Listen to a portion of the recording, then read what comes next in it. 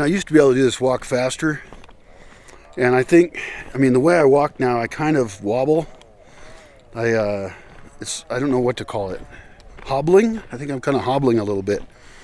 And it's because I need more flexibility in my legs.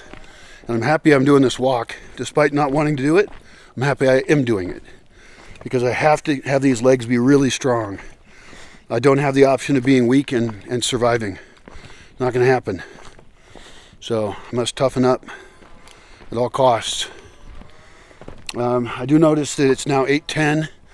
I left it maybe 7:10 or so. So it's an hour. And I'm getting closer to town now, but in the past I would have been in town by now. In other words, I'm probably operating about 70% the speed I should.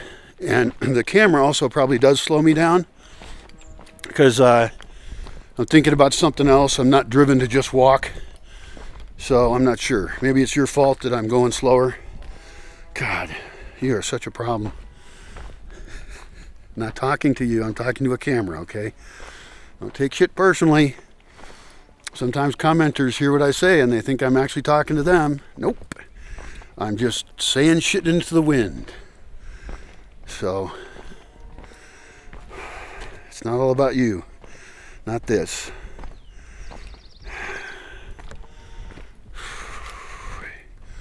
Anyway, despite not wanting to have done this, I'm happy I'm doing it, except I also know that I'm going to get to town, buy a couple things, turn around, and then I have the long walk uphill. It would almost be a lot nicer, it would be nicer, if I had an uphill walk to town and then could walk back down to my house. But the only town uphill from me has exactly nothing I can buy except beer. And this town has a hardware store. This town has a cash machine. It didn't when I moved here. It had neither a cash machine nor a gas station, but it has both now. So I'm still happy I'm doing this. Gotta fix my shit. Regardless of whatever pain or difficulty, it does not matter. And the truth is, this is not horrible pain. This is actually a very pleasant walk. Many people in the world are probably jealous I even get to walk in such a wonderful place. So I should count my blessings and suck it up. So I'm in town.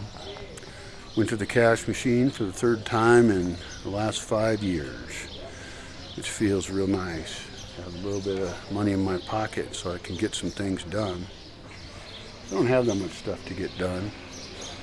And everything's closed, which means I got here at the right time. I am early for town. The cash machine was open. There's some food over there. I might get some fancy-ass town food. Which anything's fancy-ass by my standards. I do notice that there's hotels here, and one of my to-do items still is that there's a really nice guy who donated $50 for me to stay in a hotel and get cleaned up. And I have not forgotten that. And I thank you immensely. Small donations mean a heck of a lot to me. $50 is a lot to me. And I thought about which hotel I would stay in. There's only 2 in town. And I don't think I want to stay in either one of them because a few towns over, there's a hotel that supposedly has a pool. And to be in a pool would be amazing.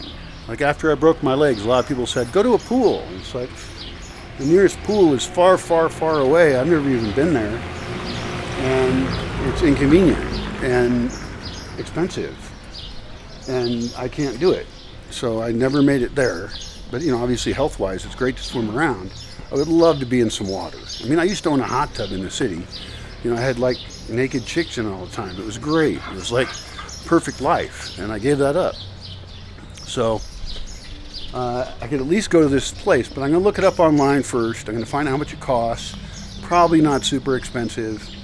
And they have a pool. And I would get a ride. And I would show up at the earliest check-in time. And I thought about staying 2 nights, but I have to check their dog policy and see if I have to leave my dog trapped in the house at home with food and water. So there's some pragmatics involved. And then have my same friend pick me up at checkout time, because I'm going to maximize the amount of time in that hotel. I'll assume they have Wi-Fi, but I'll be checking that out as well, since I like to be online. And it would be actually a great time for me to have a bunch of videos lined up to upload, and then just be uploading the entire time I'm there, because I have electricity there, right? And that's not normal for me anymore. So for me, it would be a luxury hotel, even if it's a 1-star hotel with some basic services I would like. That sounds fantastic. So I'm still planning on it. Thank you again, dude. And thank you to all you other donors. Everything you give me goes to maximum benefit. I don't waste anything. I only got 2 things I'm going to get here. Maybe I'll get a coffee. That's for me a luxury item. I don't usually get a coffee. But I have cowboy coffee I can make at home, and it's not that great. I should not be in charge of making pleasant tasting things or picking what music to play at a dance party. I should not be in charge of that at all. But anyway, town I love. I'm feeling great. I'm so happy I walked down despite me being a wuss before and said I didn't feel like it. I'm very tough. I can handle it. It's getting home. It's a hard part. And I don't get in taxis. There are taxis that would take me to a town closer to where I live, and then I would only have 2 kilometers to walk. But I don't get in cars with other people. I'm avoiding disease risks. I don't know if I've had COVID. I don't want it. And I know even if I had had it, I could get it again. And I have weak lungs, and so it's just like, no, no, no. I can do it. And I want to walk anyway. It's exercise. I need to walk hard. Walk hard. Walk on. See you later. 9 o'clock.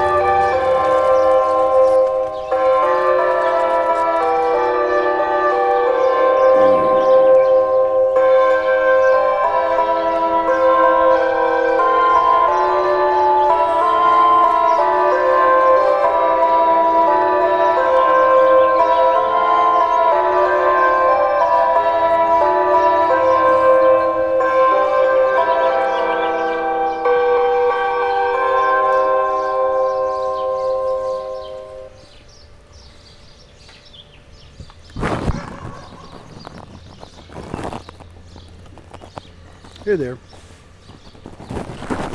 So I made it to town, and I'm real happy about it. My dogs are real happy about it too. I think this is the funnest thing they have to do in their whole life, is they get to go to town, smell other stuff, get a little bit of my sandwich, and I'm here so early that I can't get anything done yet. Which is actually a great problem, because it's really pleasant to sit here with nothing else I have to do in this exact moment.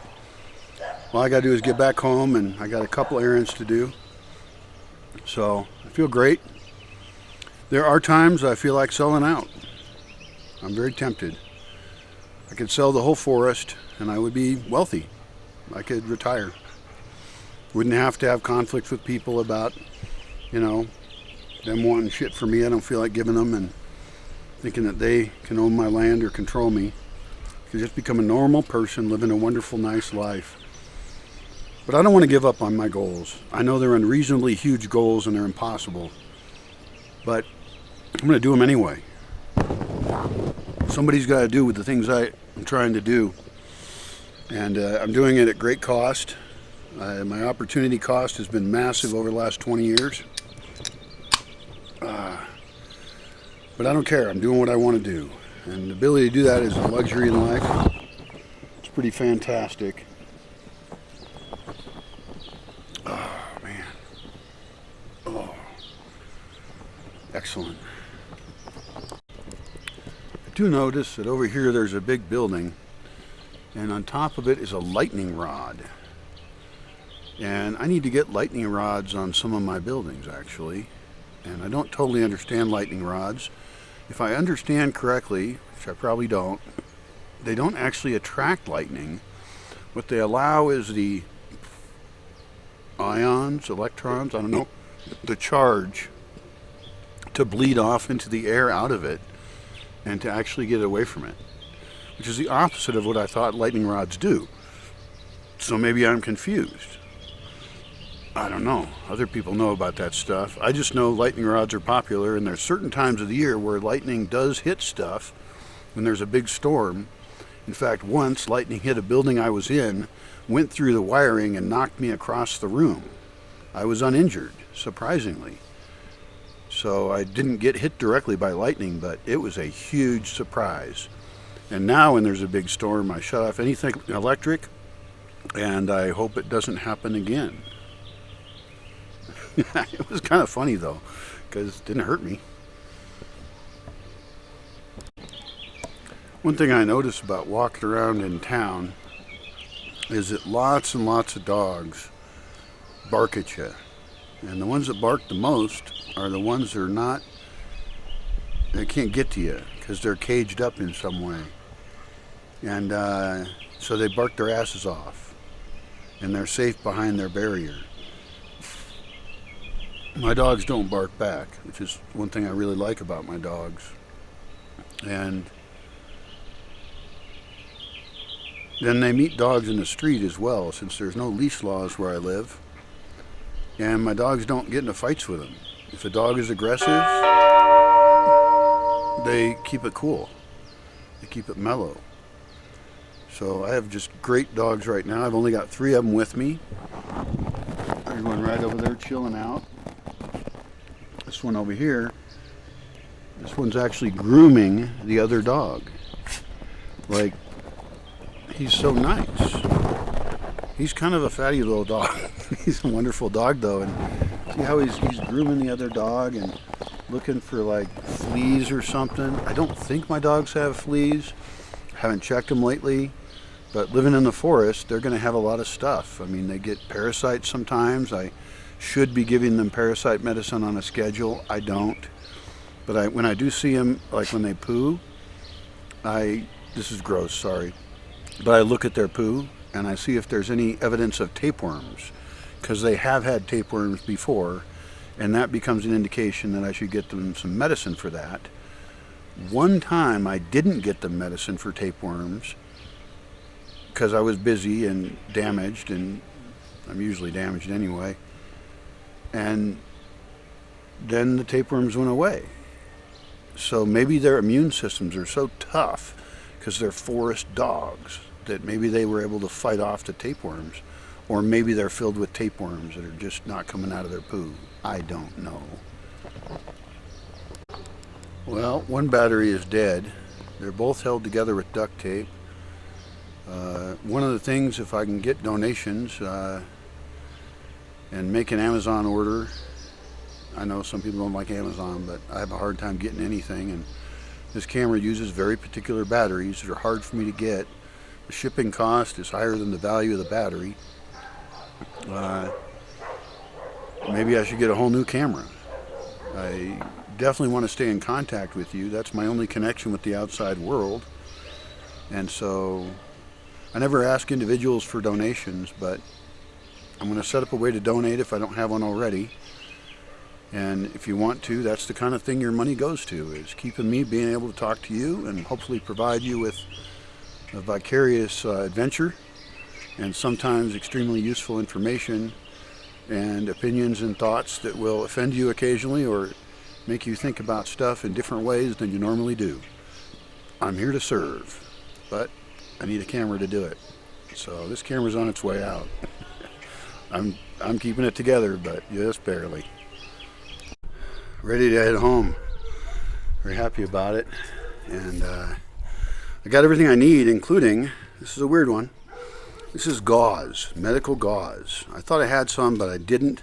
I should have a whole medical kit at home, and I don't because it's gotten used up over the years. But I'm going to wrap this around the microphone on my camera instead of toilet paper, and that should break the wind. I bought like 6 packages. So I can do some tests. I can check out this video and see if it was affected by wind, even though it's not a very windy day right now. Microphones are very sensitive to wind. And I can wrap it up and maybe wrap it up with 3 of them and then see if I should add another 3 and test that. We shall see. I'm sitting in a really nice spot in the shade where this tree is actually built right into this brick wall, or they built the brick wall around the tree, obviously. So we'll see what happens. I also got something else that's kind of weird.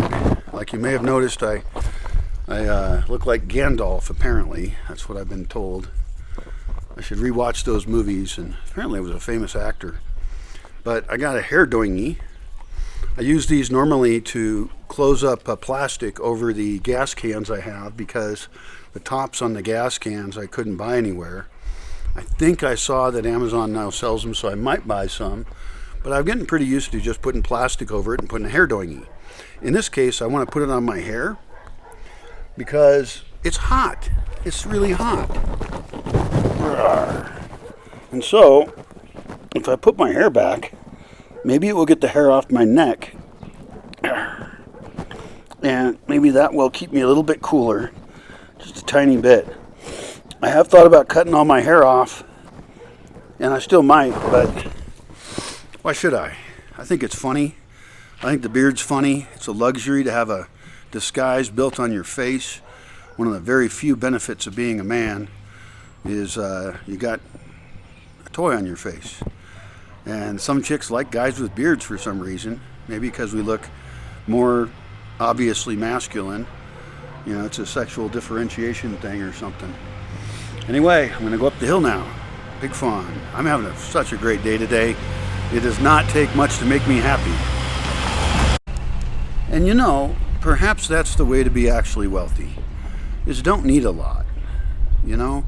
Because if you live in the right place in the right way, you don't need a lot to be happy. Now, I'm one of those obnoxious people who's voluntarily poor. And voluntarily poor people can be kind of annoying because there's a big difference between actual poverty, where you're stuck in it and you're discriminated against and you have very few options or ways to fix things. And, you know, I could always just sell out and give up. And so I have that option. And that's nice to know. It would be hardcore for me. And I really don't want to do it. But I have seen people who say they live with nothing or all this stuff, or they live with no money. And they're clearly people with a lot of options. And so they're kind of offensive in a way. It's kind of like beg packers. It's not as bad as beg packers maybe, but there's people who travel the world to poor countries, and they're, you know, from wealthy ones, and then they actually sit on the street and beg from poor people to support their trip. I find that obnoxious as hell. Now, simply being voluntarily poor or living in voluntary simplicity is a different matter. In fact, there's a great book called Voluntary Simplicity. It was written long ago. I actually met the author at one point. Really nice lady. And I think that's something to explore for all of us, because living in theoretical wealth, having so many products and things we have to change the batteries all the time, or that they wear out and we have to replace them, and we have to make sure they don't get stolen or whatever it is. Our shit owns us too much. And if we have less shit, we actually might have a much happier life. In my case, I do have too much shit, but my plan is to share it. And so I need to clean it up, organize it, catalog it, and make it more available to people. Stuff like circus toys, too many books. I have the kind of wealth that could be useful to share, and that's what I want to do with it. This is an enormous ash tree, and it currently is filling up with seeds. Now, right now it's like April 2nd, I believe. See all these seeds in here? These are not ready to harvest yet, but if we had an application that had a map and listed all of the seeds on public roads that were available, then geeks like me, plant geeks of all kinds, could get the seeds, which normally will fall on the ground and produce no tree at all, and instead they could germinate them and make baby trees. They could even do that if they have just a tiny porch in an apartment.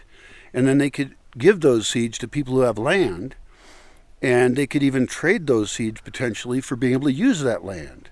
So there's a lot of opportunity for people at very low cost in terms of labor or time, but with great fulfillment that you're creating life to work with others. A lot of people complain, oh, I don't have any land, I'll never have enough money to buy any land. Well, why don't you get useful to people who have land? And those people probably would love to partner with responsible people with a social contract where they're not at risk from being involved with you, but you can do something as simple as pick up these seeds, germinate them, and make new trees. An app would help a lot with that because I forget. Like, that's why I mentioned the date. This is now early April. So by mid-April, I could come back through here and then record it and start my own map. I could start a Google My Maps for now, and I could have different sections for each month and which seeds near me are available during which month.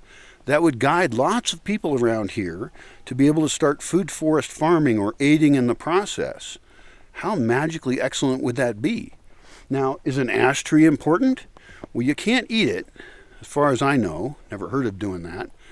But the wood is extremely valuable. You can make bows with it. Eventually, when a tree gets really big like this, you could actually chop a tree up and make butcher blocks. You could probably use it to make furniture. I don't know. I'm not an expert on wood, but I know we want lots of valuable trees. This is a valuable tree. These seeds are free. Let's do it. Well, since my van died, I don't have transportation. And strangely, I'm almost happy about that. It's made my life immensely difficult, but I am here for the hardcore life. And it's made it hard to get things, but if I can figure out how to live without a car, that would be great. I mean, the Amish figured it out, right? And they hire out cars, and I'm still going to do that. I got a friend I trust, and he can give me a ride to town every couple months, and I can get supplies. I can walk into town like I'm doing today. Right now it's 10:09, so I've been walking for about 3 hours. And I got another probably hour to get home. And the sun has come out and is hot and it is sweaty, so uncomfortable. But so what? I'm here for the pain. I'm here for the discomfort. No, I'm not a masochist or a sadist, as somebody tried to call me. I'm neither one of those. But I accept pain as being part of life and difficulty. And I want to do that on my terms. And I want to do it with the values that I support. And I don't really even want to live in a world with cars at all, ultimately. And I think that will probably happen. I don't know in my lifetime or not, but probably in yours. You're probably younger than me. And it's quite likely civilization will collapse and there won't be cars. There'll be green transport, meaning feet, horses, donkeys. That's green transport.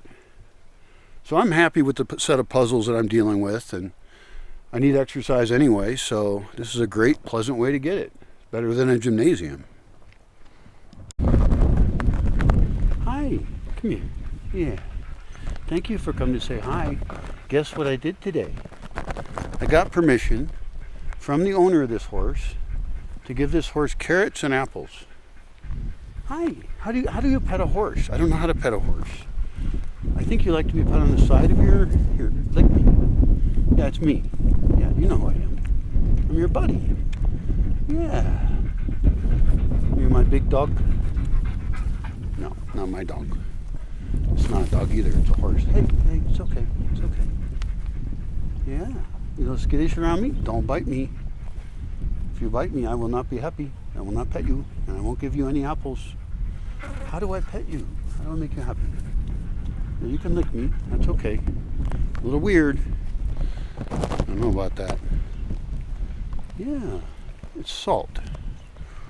I bet you this horse would like salt. Huh. Don't bite me. I'm scared shitless of this horse. It's so huge. Hi, do you like to be pet on your neck? Come on, come here. Teach me how to pet you. Teach me. All right, under the mouth. Do you like that? You like that? I don't know. I can't tell. You're making me nervous. How about right here? Jesus. How about right here? Oh, yeah. You like that? Okay. Yeah, that's what you want. Yeah. That's fun. Okay, well, we'll see each other later, okay? I'm going to go read up about horses or something, because I don't know anything about horses. I've ridden horses before, and I had a great ride on the coast in Oregon, actually.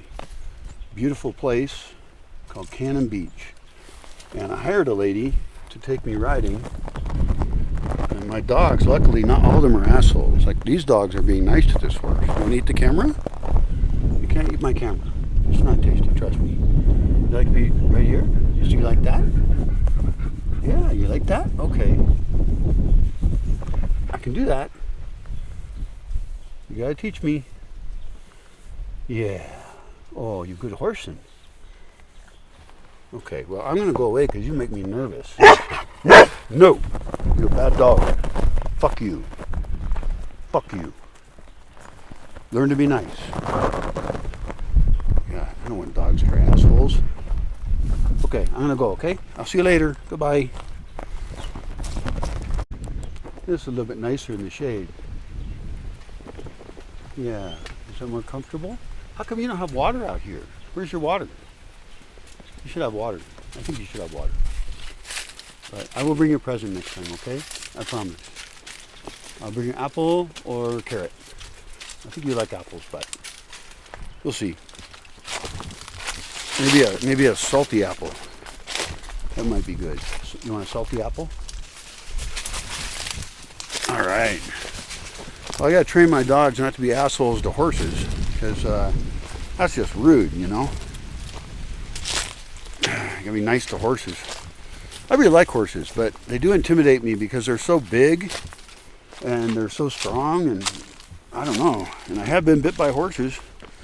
Not very often. I think only maybe once. But that's not the kind of thing you forget real easy. And the thing is, I can't read their minds. Like, I can read the mind of a dog pretty well, but I can't read the mind of a horse. But from what I understood from this woman I went riding with, was that the psychology of horses is very much like dogs, which is one of the reasons I think it's kind of a shame that this dog is so alone. Like, it should have other horses to play with. It should have water.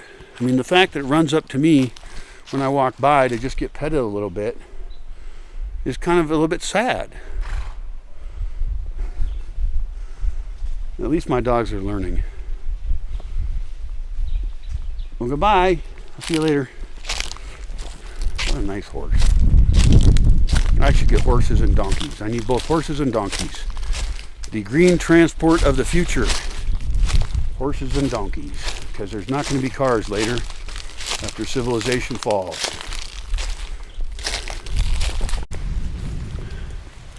I'm willing to become a socialist on a few issues. In general, the corruption of the state will cause it to destroy anything it gets involved with. But there are things that could be provided. And I'm not even sure, that's the thing is, even in an intentional community, I'm not sure that it makes sense that certain things be provided without a private interest to take care of it. There's inherent dangers in doing that. Like, who's responsible for it? And is there staffing to clean it or take care of it? But my thought at the moment was that water, drinking water, not water to wash your car, but drinking water could be available in a community everywhere. And water for dogs too, because they like to drink. And water for wildlife. I would be willing to provide wildlife water. And that, again, that's in the commons, right? It's in land that is owned by animals, and they don't, create water systems for themselves. But we could do that. The drinking water for humans could be provided related to businesses. So it could be that you just set a custom that every restaurant also happens to supply a place where you can walk up with your own container, hold it under a thing, and it fills it with water, and you walk off. That seems like a great service to offer. Same thing for public toilets, where a lot of places you have toilets that are available to the public, but they're associated with a restaurant. So you don't have to be a customer of the restaurant to use it. And in some places you actually have to pay to use the toilet. Now, paying for a place to pee, I've done that actually, and it's fine. In places where I'm not supposed to pee, just like somewhere, like right now I'm in the middle of the forest, right? I can pee anywhere I want. And ideally there would be parks and stuff where you can pee anywhere you want. There are people who like to sit down to pee. That's fine. We can accommodate that too. But that's more infrastructure, and so we can think about it. But some things could be socialized without somehow building this massive genocidal socialist apparatus that maybe we would like to avoid. Because socialism is really evil and sucks. That doesn't mean that the state apparatus could not provide anything at all that was paid for with tax money. I'm conflicted. I don't know. You tell me. I don't actually watch my own videos.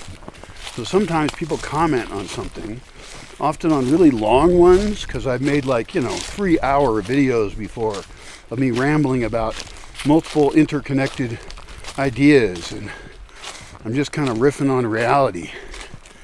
And then somebody will make a comment about something, and the comment won't even make any sense to me because I don't know what they're referring to. And I think it's kind of funny because I'm clueless. Now, recently I started making shorts. I'm wearing shorts right now, and I guess I'll make short videos as well, because a 3-hour video is a bit much. AI will later edit it all, and it will be just fine. But for now, I could make shorter clips like this one, perhaps including them as part of longer videos.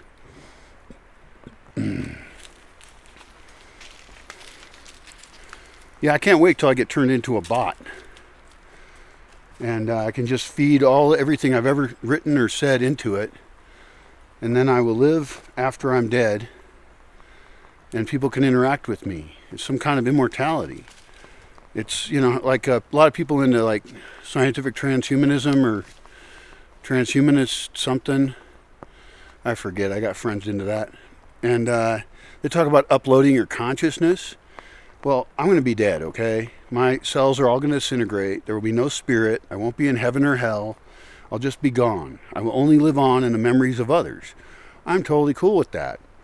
But it would be pretty amusing to make a bot of me, and I could play with that bot even before I die, and I could feed it more stuff, and it might even inspire me to talk about a wider diversity of topics and connect, topics connected with everything else. Because I have a pretty holistic philosophy about reality. Our experiences are complex. Our experiences are very individual, but they fit within cultures. Our cultures, affect each other. We're living at very strange times in the world at large, and AI we could be the victim of, or we could use it to serve us, perhaps to develop some kind of greater level of consciousness. And AIs might even be able to talk to each other and learn from each other, and comment on thoughts of other AIs, other AI bots. That sounds kind of fun and weird. We'll see. I don't know, maybe someday you'll be talking to the virtual me. Good luck. So I'm going up this hill again. And for me, it's kind of a meditative hill. It's the last part of my walk that's really hard. And it's actually one of the hardest parts of my walk going home. And so I've kind of named it Sisyphus Hill or Sisyphus Trail, since it's really part of a big ridge. It's not just one hill. But for me, it's a hill on this one path. And Sisyphus was this guy who was pushing a rock up a hill for unknown reasons, and it seemed like an endless task. And that's how I feel when I'm making videos and trying to talk to people about things. I've been saying the same shit for 40 years that finally some people are starting to agree with. But I'm not a famous person. I'm not an academic. I have no authority to speak on anything except having had a bizarre life that has been influenced by many things, and always questioning my own thoughts and reading many things from many sources and talking to all kinds of people and going to war. That was a big fucked up mess at a young age. That'll definitely mess your mind up a little bit. So for me, this is a great hill. And I could suffer going up it, but I might as well not suffer.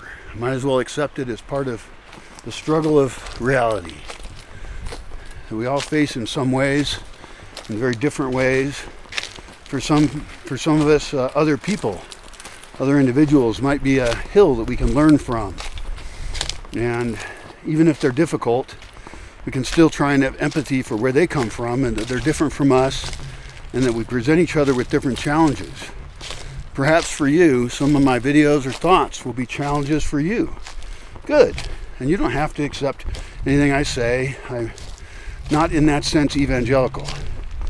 I'm evangelical in the sense that I would like to spread my words and thoughts, but I really don't think anyone has to accept them. I do not know the right way for you. You know that better than me. And I will cross each bridge as I come to it. That bridge is one I built. Just 2 pieces of oak across a little gully. And I try not to fall off of it because that's a pretty minimal bridge. That's how you get places. Got to cross bridges. Got to go up hills. Got to struggle. Got to do a good job. Good luck to you. Home again, jiggity jig. That was a 3-hour walk. It's now 12:08. Yep. So 3 hours, and coming back was in the hot sun. So it didn't really work to get up earlier. I guess if I had lights on me and I got up earlier and walked in the darkness, but even then, businesses didn't open up when I got there. So I got there and the businesses I needed to have open weren't open yet. So I would have had to hang out anyway. So there isn't a way to fix this except have a vehicle. And of course, have my supply chain figured out so that I don't have to be isolated out in the middle of the woods. And I can buy enough stuff that I can survive for months without any need to go to town, which in the past I've done. It used to be about 6 weeks between me going to town in the van or not, but I don't have the van anymore.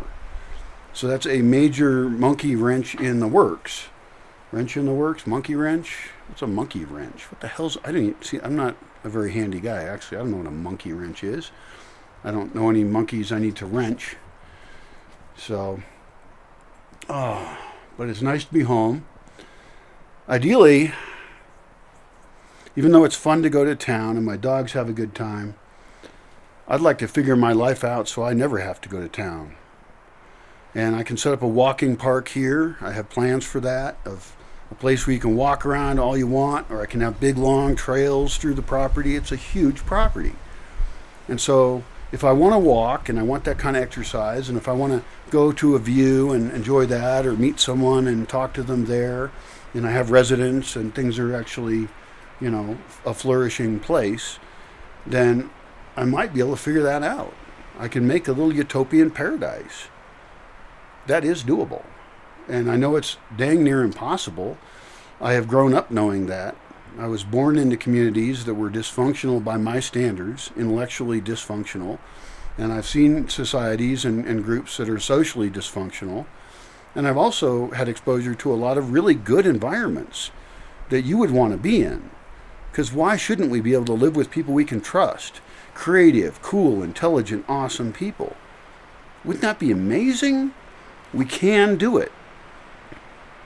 And there's all these reasons why we can't. And there's a ton of society that doesn't want to have you be able to create that. And there's a lot of people you should not invite into your society because they will destroy it. I can assure you. So be very careful. But thanks for joining me on this long walk. I will link this short, if you're seeing the short, to the bigger video, and you can join me then.